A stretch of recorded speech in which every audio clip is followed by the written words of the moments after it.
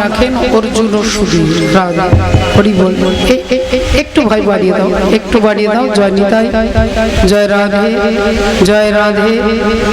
দর্পহারি নাম রাখেন অর্জুন ও সুধীর। ভগবানের নাম দর্পহারি, এ নাম কে রেখেছেন? না তৃতীয় পাণ্ডব অর্জুন রেখেছেন। আজকে আমরা শুনবো যে অর্জুনের দর্প ভগবান কিভাবে চূর্ণ করবেন, অর্জুনের অহংকারকে ভগবান চূর্ণ করবেন কিভাবে, তার তত্ত্ব তথ্য ইতিহাস, অর্জুনের দর্প চূর্ণ, এই লীলার সারটা কি আমরা জানবো। আজকে গুরুচরণ আশ্রয় করে আমরা চলে যাব ভগবান শ্রী গোবিন্দের কাছে। ভগবান মনে মনে চিন্তা করলেন যে কুরুক্ষেত্রের যুদ্ধ শেষ হয়ে গেছে, পঞ্চপাণ্ডব জিতে গেছে, যুধিষ্ঠির দাদাকে সিংহাসনে বসিয়ে দিয়েছি, যুধিষ্ঠির দাদা রাজা হয়েছে, পিসিমা কুন্তী দেবী রাজমাতা হয়েছে, তাহলে আজ তাদের খাওয়া থাকা পড়া কোনো কিছুর অভাব নেই। তাহলে এবার এখানের দায়িত্ব শেষ করে আমি চলে যাব দ্বারকায়। তাই দ্বারকায় যাবার আগে সবার কাছে বিদায় নিতে নিতে নিতে ভগবানের রাত্রি হয়ে গেছে।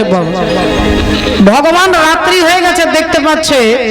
সকলের কাছে বিদায় নিয়ে আশীর্বাদ নিয়ে যে যা চাইলেন তাকে সেই বাসনা পূর্ণ করে ভগবান যাচ্ছেন ঠিক রাত্রিবেলা। চারিদিকে অন্ধকার, একটা ঘরের পাশ দিয়ে তিনি যাচ্ছেন। ঘরের ভেতর থেকে একটা কান্নার শব্দ বেরিয়ে আসছে। ঘরের ভেতর থেকে কান্নার শব্দ বেরিয়ে আসছে। জানালা খোলা, দরজা খোলা। সেই দরজার বাইরে থেকে দাঁড়িয়ে ভগবান দেখছেন একজন মা, চুলগুলো এলোমেলো করে খোলা আছে, দুহাত দিয়ে তার মাথার চুলগুলোকে ছিঁড়ছেন, দুহাত দিয়ে মাথার চুলগুলোকে ছিঁড়ছেন। কখনো কপালটা মাটিতে ঠুকছেন, কখনো যে ছেলেগুলো মারা গেছে সেই মরা ছেলেগুলোকে চিৎকার করে ডাকছে, ওরে দুর্জন, ওরে দুর্জন,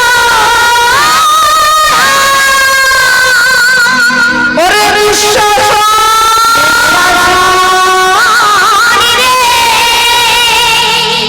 দুর্যোধন দুঃশাসন বলে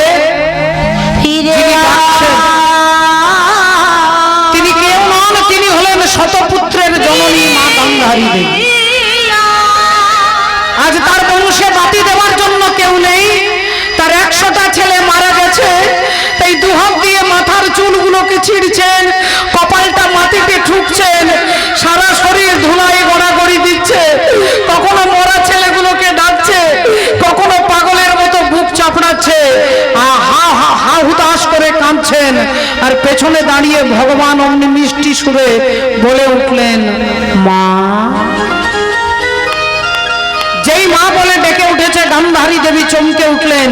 কে কে আমায় মা বলে ডাকলে? আমাকে মা বলবার মতো তো কেউ নেই, আমাকে মা ডাকবার মতো তো কেউ বেঁচে নেই, তুমি আমায় মা বলে ডাকলে।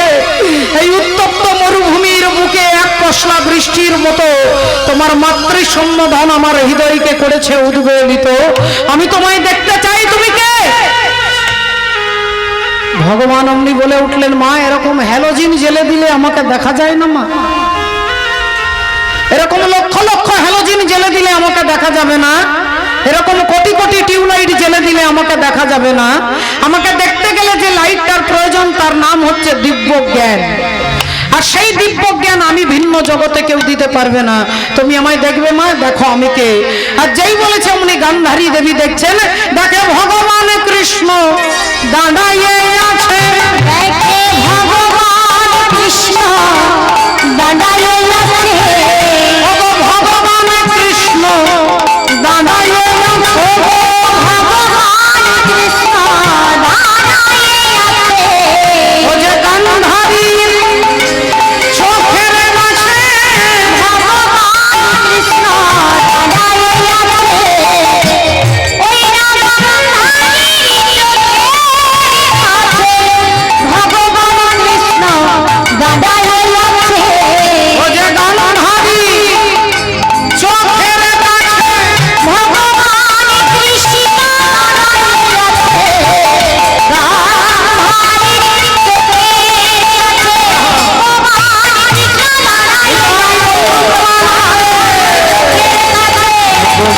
কৃষ্ণ দাঁড়াইয়াছে গান্ধারীর চোখের কাছে ভগবান কৃষ্ণ দাঁড়াইয়া আছে। মাননীয় ভক্তমণ্ডলী ভক্তিমতী মায়েরা যেই ভগবানকে দেখেছেন গান্ধারী অমনি আঙুলটা তুলে বলে উঠলো, তুমি সেই কৃষ্ণ, তুমি সেই কৃষ্ণ যে আমাকে মা বলে ডাকবার মতো কাউকে রাখলে না, তুমি সেই কৃষ্ণ যে আমার বংশে বাতি দেওয়ার জন্য কাউকে রাখলে না, তুমি সেই কৃষ্ণ যে আমার বংশকে ধ্বংস করে দিয়েছো। তাই কৃষ্ণ রে, এই সন্তানহারা জননী গান্ধারী আমি আজ এই রাতের অন্ধকারে আমি তোমাকে অভিশাপ দিচ্ছি।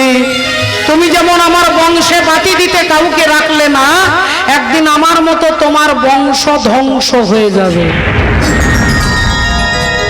একদিন আমার মতো তোমার বংশ ধ্বংস হয়ে যাবে।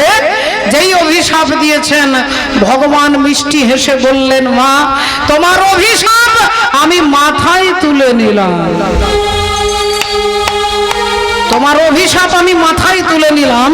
আমি কথা দিচ্ছি আমার বংশ ধ্বংস হবে, কিন্তু হেই মা গান্ধারী, তোমার একটাও ছেলেকে আমি মারিনি মা, তোমার একটাও ছেলেকে আমি মারিনি।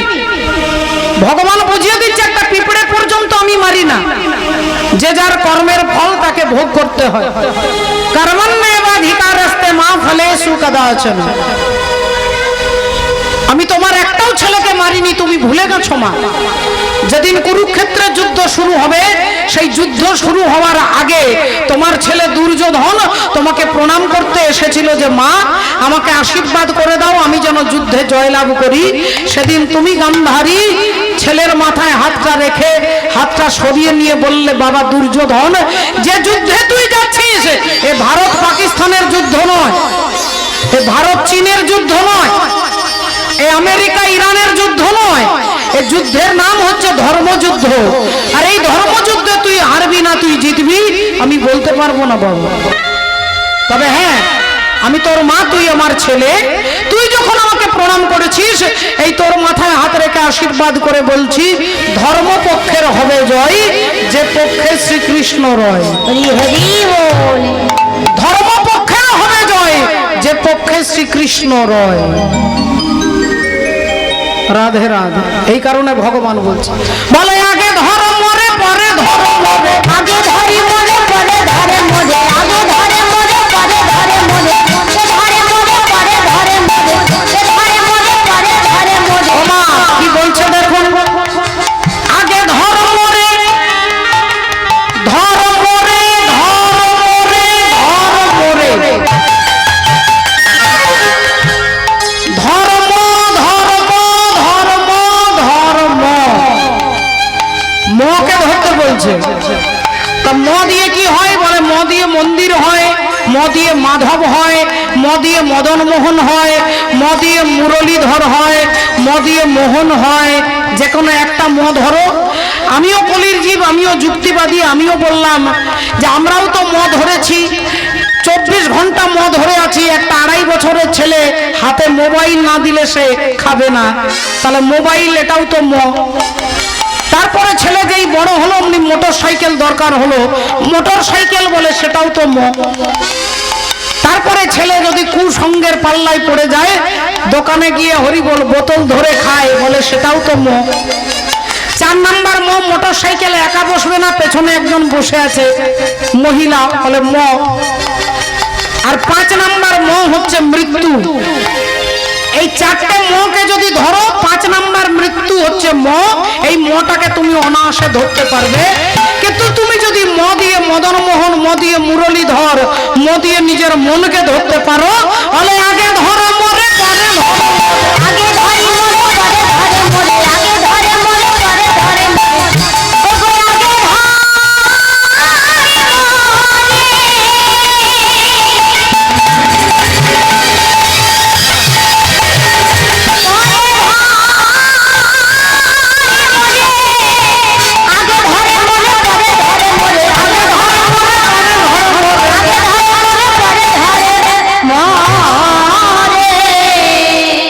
মা গান্ধারী বলছেন বাবা দুর্যোধন, যে যুদ্ধে তুই যাচ্ছিস এই যুদ্ধ হচ্ছে ধর্মযুদ্ধ, তাই ধর্মপক্ষের হবে জয়, যে পক্ষে শ্রীকৃষ্ণ রয়। তাহলে এবার তুমি বলো মা গান্ধারী দেবী, সেদিন তুমি তোমার ছেলেকে কথা বললে, আর আজকে রাতের অন্ধকারে দাঁড়িয়ে আমাকে অভিশাপ দিচ্ছ, তোমার অভিশাপ আমি মাথায় তুলে নিলাম। এই বলে ভগবান গান্ধারী দেবীর কাছ থেকে বিদায় নিয়ে হাঁটতে হাঁটতে যাচ্ছে। ভগবান এদিক থেকে যাচ্ছে আর এদিক থেকে অর্জুন যাচ্ছে। সারা সকাল কৃষ্ণের সঙ্গে দেখা হয়নি। কৃষ্ণকে না দেখলে খাবার হজম হবে না, কৃষ্ণকে না দেখলে খিদে পাবে না, কৃষ্ণকে না দেখলে ঘুম আসবে না, কৃষ্ণকে না দেখলে মনে শান্তি আসবে না। তাই অর্জুন আসছে ভগবানকে দেখার জন্য, আর এদিকে ভগবান এদিক থেকে আসছে। দুজনেই মুখোমুখি দাঁড়িয়েছে। অর্জুন প্রশ্ন করে উঠলেন, কৃষ্ণ তোমার মুখটা শুকিয়ে গেছে কেন? তোমার মুখ মলিন হয়ে গেছে কেন, শুকিয়ে গেছে কেন?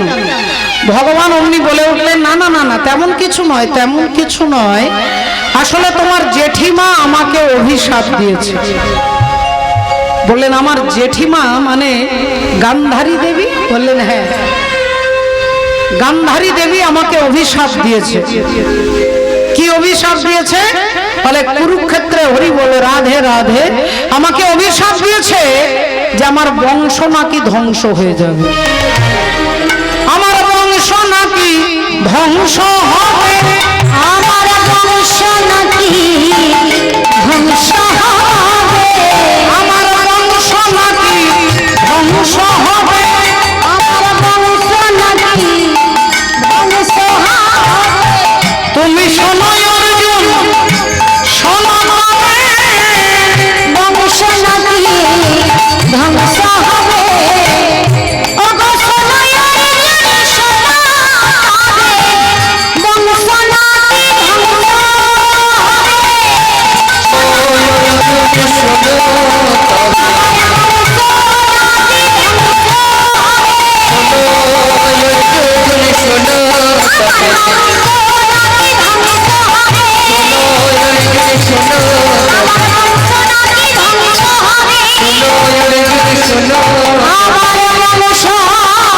নাকি ধ্বংস আমার বংশ নাকি ধ্বংস হয়ে যাবে, তোমার জেঠিমা আমাকে অভিশাপ দিয়েছে। অমনি অর্জুন হেসে উঠলে। আর যেই হেসে উঠেছে ভগবান বললেন, অর্জুন তুমি হাসলে কেন?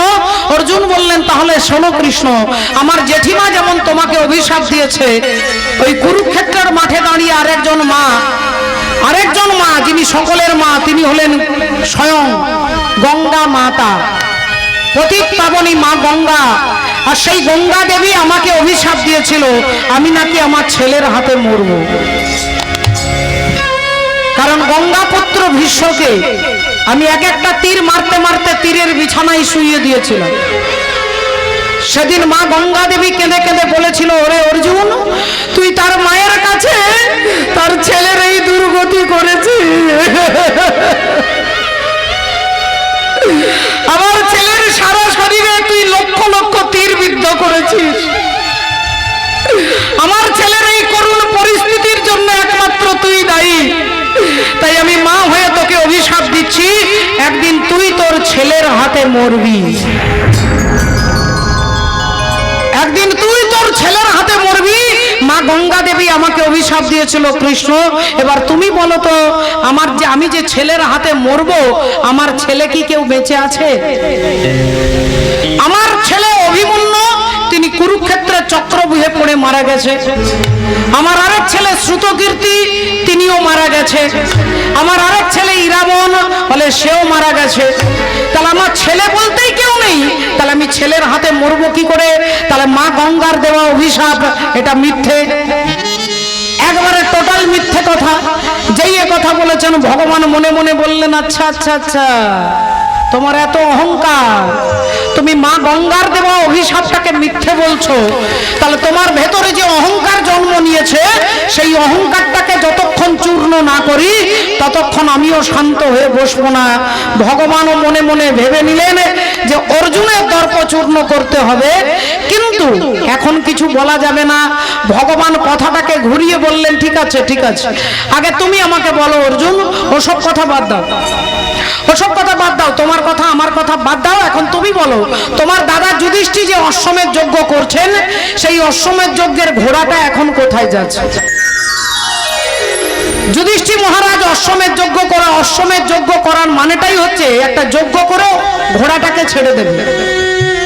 ঘোড়াটা ছুটতে ছুটতে ছুটতে ছুটতে ধরুন যদি হাওড়া জেলার উপর দিয়ে যায়, তাহলে হাওড়া জেলার রাজা যদি ওই ঘোড়াটাকে ধরে তাহলে পঞ্চপাণ্ডবের সঙ্গে যুদ্ধ করতে হবে।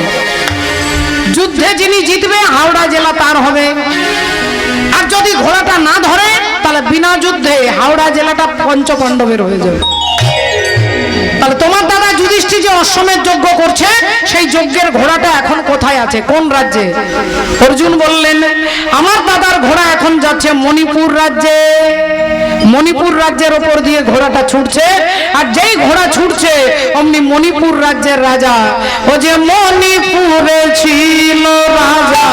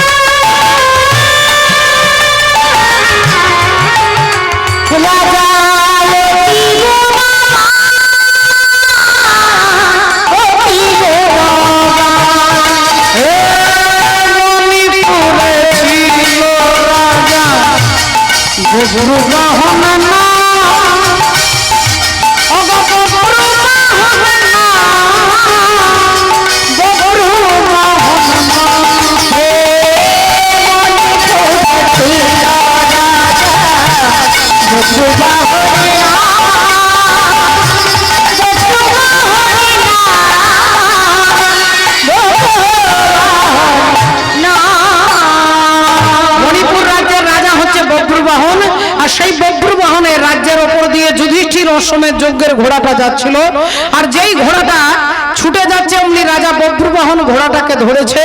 ঘোড়াটাকে ধরেই দেখতে পেলেন তার কপালে একটা রূপোর পাতাতে লেখা আছে, যিনি সতীর পুত্র হবে তিনি এই ঘোড়াটাকে ধরে রাখবে, আর অসতীর পুত্র হলে ঘোড়াটাকে ধরেও ছেড়ে দেবে ভয়ে। এটা দেখতে পেয়ে রাজা বভ্রবাহন ঘোড়াটাকে ধরে তার মায়ের কাছে নিয়ে আসছে, মাকে দেখানোর জন্য। মায়ের নাম হচ্ছে দেবী চিত্রাঙ্গদা, আর বাবার নাম হচ্ছে তৃতীয় পাণ্ডব অর্জুন। মায়ের নাম চিত্রাঙ্গদা, বাবার নাম হচ্ছে অর্জুন। কিন্তু আপনারা অবাক হয়ে যাবেন, আশ্চর্য হয়ে যাবেন, ছেলে তার বাবাকে চেনে না, আর বাবা তার ছেলেকে জানে না। বাবা জানে না যে আমার একটা ছেলে আছে, আর ছেলে জানে না যে আমার বাবা অর্জুন। তাহলে আপনারা মায়েরা বাবারা মনে মনে ভাববেন, একজন বাবা তার ছেলেকে চিনবে না, একজন ছেলে তার বাবাকে জানবে না, এটা কি হতে পারে? নিশ্চয়ই কোনো কারণ আছে। এই কারণটা জানতে গেলে যেতে হবে যেদিন অর্জুন বিয়ে করলেন দ্রৌপদী দেবীকে। মাতা দ্রৌপদী দেবীকে অর্জুন বিয়ে করে নিয়ে আসছে, হাতে ধরে নিয়ে আসছে অর্জুন তার মাকে দেখানোর জন্য। মায়ের নাম কুন্তি দেবী। এখন অর্জুন দ্রৌপদীর হাতে ধরে এনে মা কুন্তি দেবী সেই সময় মশলা বাড়ছে, সেই সময় মশলা বাড়ছে। রাধে রাধে ভক্তমন্ডলী, ভক্তিমতী মায়েরা, পেছন থেকে অমনি অর্জুন বলে উঠলেন, মা ও মা এই দেখো কি এনেছি। যেই বলেছেন এনেছি, মা ভাবলেন ছেলে তো প্রতিদিন ভিক্ষা করতে যায়, তাহলে হয়তো ভিক্ষায় কোনো ভালো জিনিস এনেছে। মা না দেখে না বুঝেই বলে ফেললেন, যা এনেছিস বাবা আমাকে বাদ দিয়ে তোরা 5 ভাই সমান ভাগে ভাগ করে নে। অর্জুন বলে উঠলেন, মা একবার তাকিয়ে দেখো মা কি এনেছি, একবার দেখো, একবার দেখো মা। আরে বাবা দেখার কি আছে, বললাম তো যা এনেছিস তোরা 5 জন সমান ভাগে ভাগ করে নে। অর্জুন বললেন, মা গো 2 বার বলা হয়ে গেছে, আর একবার বললেই কিন্তু হরি বল।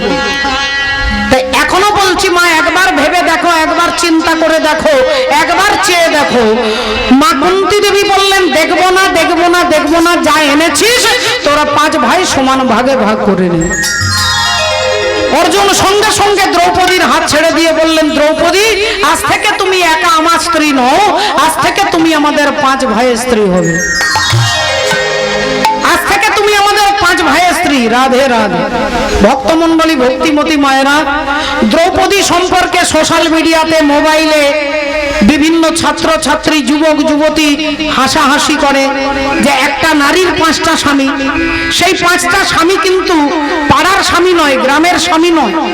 সেই 5টা স্বামী আপনারও আছে, আপনারও আছে, আপনারও আছে, আমারও আছে। আর সেই 5টা স্বামীকে না ক্ষিতি, অপ, তেজ, মরুত, বোম। ক্ষিতি, অপ, তেজ, মরুত, বোম, এই 5টা, এই পঞ্চভৌতিক দেহ, এই 5টা উপাদান দিয়ে আমাদের দেহ তৈরি হয়েছে। তা আমাদের দেহটাকে এই কারণে প্রাকৃত দেহ বলা হয়। এই দেহটার মধ্যে বাতাস আছে অক্সিজেন রূপে, মাটি আছে, এই দেহটার মধ্যে আগুন আছে, বোম আছে, আকাশ তত্ত্ব আছে। এই পঞ্চভৌতিক দেহটা, এই যুধিষ্ঠির হচ্ছে ক্ষিতি, অপ হচ্ছে অর্জুন, মরুত হচ্ছে ভীম, তেজ হচ্ছে নকুল, বোম হচ্ছে সহদেব। এই ক্ষিতি, অপ, তেজ, মরুত, বোম, এই 5টা উপাদান দিয়ে তো আমাদের দেহটা তৈরি। একেই তো আমি চৈতালি বলিব। তুমি কেন? আমি চৈতালি, আমি চৈতালি। তাহলে দেহটাতে হাত দিয়ে বলি, তাহলে এই দেহটাকেই তো আমি আমার আমার বলে মনে করি। সেই অর্থে 5টা স্বামী। দ্রৌপদী কারোর মায়ের পেট থেকে জন্ম হয়নি, দ্রৌপদী মায়ের গর্ভ থেকে জন্ম হয়নি, দ্রৌপদী আগুন থেকে উৎপত্তি হয়েছে। আগুন থেকে যার উৎপত্তি, অগ্নিকন্যা। হরি বল। রাধে রাধে। মাননীয় ভক্তমণ্ডলী, ভক্তিমতী মায়েরা, ধ্রুপদ রাজা যজ্ঞ করছিলেন, আর যজ্ঞের আগুন থেকে দ্রৌপদীর জন্ম হয়েছে। তাই 5 বার বলবার আগে ভাববেন যে যার সম্পর্কে বলছি তিনি হচ্ছেন পঞ্চসতীর মধ্যে একজন সতী নারী। হরি বল। এ দেহের পূর্ব, পশ্চিম, উত্তর, দক্ষিণ, বল কোন দিকে বৃন্দাবন। আমি তত্ত্ব কথা শুনবো বলে মনে আকিঞ্চন।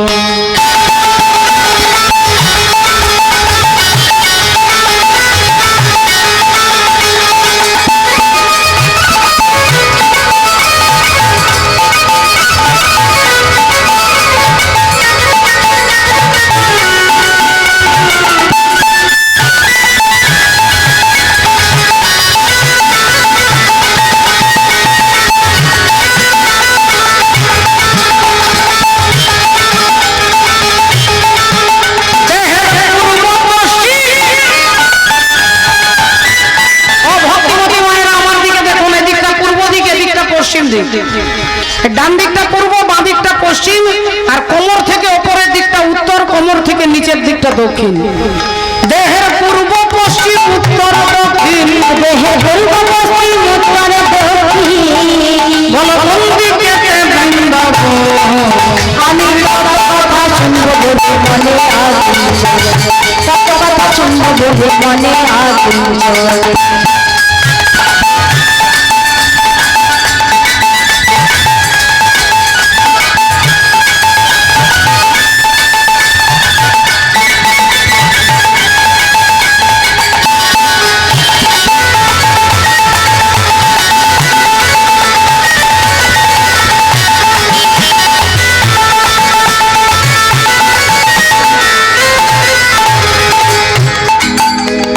কোন খানে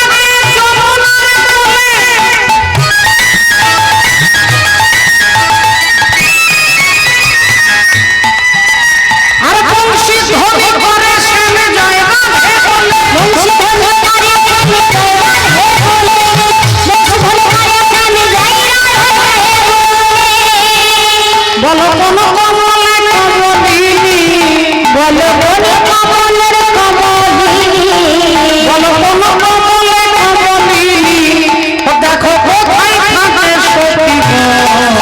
আমি কত কথা শুনবো বলে মনে আসিল, কত কথা শুনবো বলে মনে আসিল। কোনখানেতে হইব মহারাজ,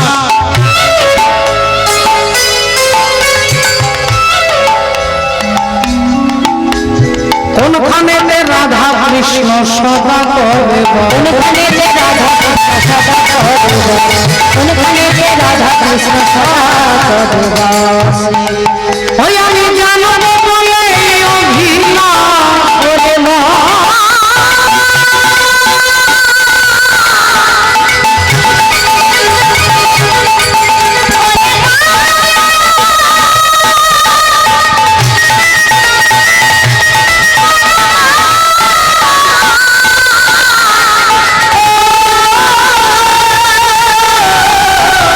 মনে নেই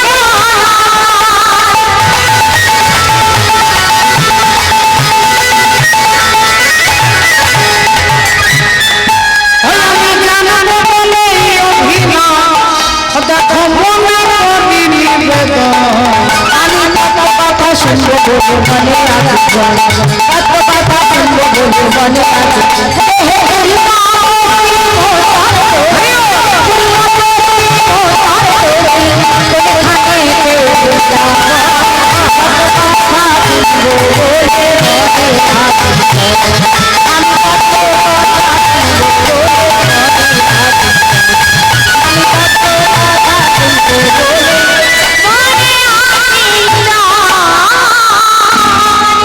মাননীয় ভক্তমণ্ডলী, ভক্তিমতী মায়েরা, একটু তাকিয়ে দেখুন, একটু লক্ষ্য করে দেখুন, তাহলে আপনারা বুঝতে পারবেন মা। তাহলে আজকে কুন্তী দেবী বলে দিয়েছে, যা এনেছিস তোরা 5 জনে মিলে সমান ভাগে ভাগ করে নে।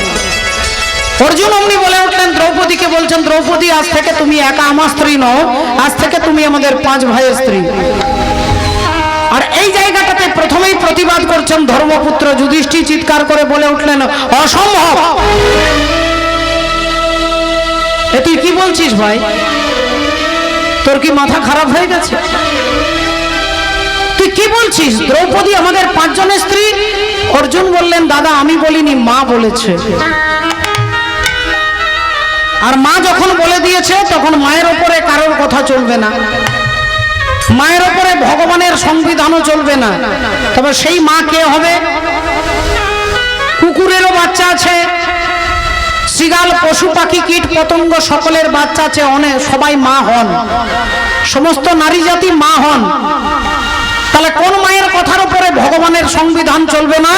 তাহলে যে মা কৃষ্ণ ভক্তি পরায়ণা, যে মা হচ্ছে সতী সাধ্বী রমণী, সেই মা যা বলে দেবে ভগবানের কলম সেখানে চলবে না। তাই কুন্তী দেবী বলে দিয়েছে, যা এনেছিস 5 জনে মিলে সমান ভাগে ভাগ করে নে। অর্জুন বলছে, দ্রৌপদী আজ থেকে আমাদের 5 জনের স্ত্রী। যুধিষ্ঠির দাদা বললেন, এ হতে পারে না। 2 ভাইয়ের মধ্যে তর্ক হচ্ছে, আর এমন সময় ভগবান শ্রীহরি এসে দাঁড়িয়েছে। ভগবান এসে দাঁড়িয়ে বললেন, কি ব্যাপার, তোমরা 2 ভাই তর্ক করছো কেন? অর্জুন বললেন, দেখো না কৃষ্ণ, মা বলেছে যা এনেছিস 5 জনে মিলে ভাগ করে নে। আর যুধিষ্ঠির বললেন, কৃষ্ণ, একটা নারীর কি 5টা স্বামী হতে পারে? তুমি বলো কৃষ্ণ, আজকে তুমি যা উত্তর দেবে উত্তরটা তাই হবে। ভগবান বললেন, যদি আমাকে উত্তর দিতে হয়, তাহলে আজ থেকে দ্রৌপদী তোমাদের 5 জনের স্ত্রী হবে। এক বছর এক একজনের কাছে থাকবে। 1 বছর যুধিষ্ঠির কাছে, 1 বছর ভীমের কাছে, এভাবে 1 বছর করে থাকবে। আর একটা কথা তোমাদের সবাইকে মনে রাখতে হবে, মায়েদেরও মনে রাখতে হবে, বাবাদেরও মনে রাখতে হবে, যে যখন দ্রৌপদী যার ঘরে, যে স্বামীর ঘরে দ্রৌপদী থাকবে, সেই ঘরে যদি কেউ বিনা অনুমতিতে ভেতরে ঢুকে যায়, তাকে 12 বছরের জন্য নির্বাসনে চলে যেতে হবে। দ্রৌপদী যে স্বামীর ঘরে থাকবে, সেই ঘরে অন্য কেউ ঢুকলে তাকে 12 বছরের নির্বাসনে যেতে হবে, এই নিয়ম করে দিয়ে ভগবান বেরিয়ে চলে গেলেন। সেই নিয়মেই সংসার চলছে। এভাবে চলতে চলতে কয়েক বছর পরে একদিন দুপুরবেলায় যুধিষ্ঠির স্বামীর চরণ সেবা করছেন দ্রৌপদী। যুধিষ্ঠির সেবা হয়ে গেছে, দুপুরবেলা তিনি শুয়ে আছেন, দ্রৌপদী চরণের কাছে বসে স্বামীর চরণ সেবা করছেন। একজন নারীর ধর্ম হচ্ছে স্বামীর চরণ সেবা করা, সোজা বাংলা ভাষায় পা টিপে দেওয়া। স্ত্রীর কর্তব্য স্বামীর পা টিপে দেওয়া। আচ্ছা মায়েরা, আপনারা বলুন, ভগবান বিষ্ণু, সেই ভগবান বিষ্ণুর স্ত্রীর নাম কি? ভগবান বিষ্ণুর স্ত্রীর নাম কি? লক্ষ্মী ভান্ডার। যারা যারা লক্ষ্মীর ভান্ডার পান তারা বলতে পারবে। লক্ষ্মী দেবী, হ্যাঁ লক্ষ্মী দেবী ইন্ডিকেট করে বলছি। তাহলে মা লক্ষ্মী দেবী হচ্ছে ভগবান বিষ্ণুর স্ত্রী। আচ্ছা, মা লক্ষ্মী দেবী ভগবানের কোনখানে বসে থাকে? পায়ের কাছে। হাতটা কোথায় থাকে? স্বামীর চরণে। কেন থাকে না, স্বামীর চরণ টিপে দিলে সংসারে রাহুর দোষ আসবে না। সমস্ত গ্রহের দোষ থাকে তো এক একটা, এমনও হয় মানুষ সর্বশান্ত হয়ে যায় ওই গ্রহের দোষের কারণে। আপনার সংসারে যদি রাহু উৎপাত করে, তাহলে রাহু আপনার সংসারে টিকতে পারবে না। যে ঘরে তার স্ত্রী তার স্বামীর চরণ সেবা করে।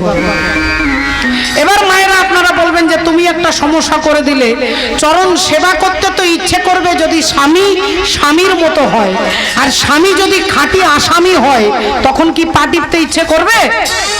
ফলে তখন পা টেপার দরকার নেই, তখন একটু ওপরে উঠে যাবেন, সোজা গলা টিপবেন না। হরি বল, হরি বল।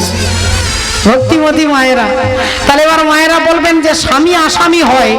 এবার বাবারা বলতে পারেন যে পত্নীও তো পেতনি হয়।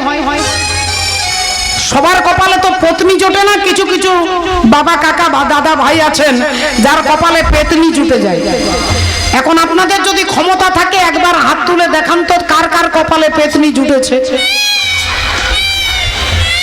ঘড়িতে 12টা পরে বাজবে, আগে আপনার 12টা বাজবে। পাশেই যন্ত্র বসে আছে। হরি বল।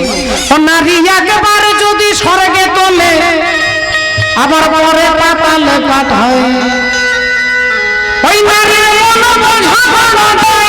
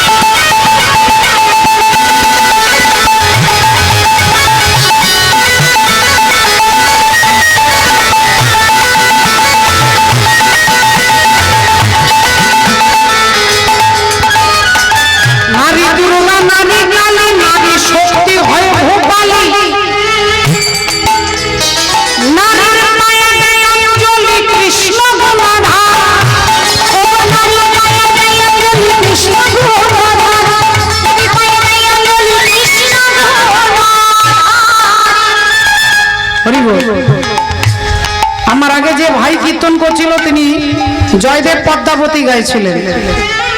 সেখানে জয়দেব গোস্বামী লিখেছেন, স্মরবরল খণ্ডনম মম শিরসি মণ্ডনম রাধে দেহি পদ পল্লবম উদারম। অনন্ত কোটি ব্রহ্মাণ্ডের যিনি রাষ্ট্রপতি শ্রী গোবিন্দ, তিনি রাধারানীর পাগুলো ধরে বলছে তোমার চরণগুলো আমার মাথায় দাও। তাহলে চিন্তা করে দেখুন নারীর কত গুরুত্ব। কিন্তু সব নারী নয় বাবা, কিছু নারী আছে পত্নী, কিছু নারী আছেন পেতনি। কিছু পত্নী আছে যারা হিড়িম্বার মতো, নিকষার মতো, পুতনার মতো। এটা ভেবে রাখবেন বাবা, একটা নারী সারা রাজ্যকে শেষ করে দিতে পারে। হরি বল, হরে কৃষ্ণ। ভক্তমণ্ডলী, ভক্তিমতী মায়েরা, তাহলে একবার ভালো করে লক্ষ্য করে দেখুন আপনারা, তাহলে বুঝতে পারবেন একজন দেবতা আছে যিনি 24 ঘন্টা নারীর পায়ের তলায় শুয়ে থাকে। কি নাম তার? একজন পুরুষ আছেন যিনি 24 ঘন্টা নারীর পায়ের তলায় শুয়ে থাকেন, শিব ঠাকুর। হ্যাঁ ঠিক, শিব ঠাকুরের বুকের উপরে মা কালী দাঁড়িয়ে থাকে। আচ্ছা, শিব ঠাকুর আর মা কালী কি সম্পর্ক হয়? কে হয়? বাহ, স্বামী স্ত্রী। তাহলে স্বামীর বুকের উপরে স্ত্রী দাঁড়িয়ে আছে, আপনারা দেখেছেন ছবিতে। এবার এখানে যত যত মায়েরা আছেন, দিদিরা আছেন, বৌদিরা আছেন, তারা যদি মনে মনে ভাবেন, দেখুন কথার উল্টো ব্যাখ্যা ধরলে হবে না। একটা ছেলে প্রচন্ড বদমাইশি, বাবা কষ্ট করে লেখাপড়া শিখিয়েছে, ছেলে শুধু মেয়েদের পেছনে লাইন দেয়। বাবা একদিন ছেলের কানে ধরে বলল, শোন বাবা, এমন একটা কাজ করবি যাতে তুই মেয়েদের পেছনে লাইন দিবি না, মেয়েরা তোর পেছনে লাইন দেয়।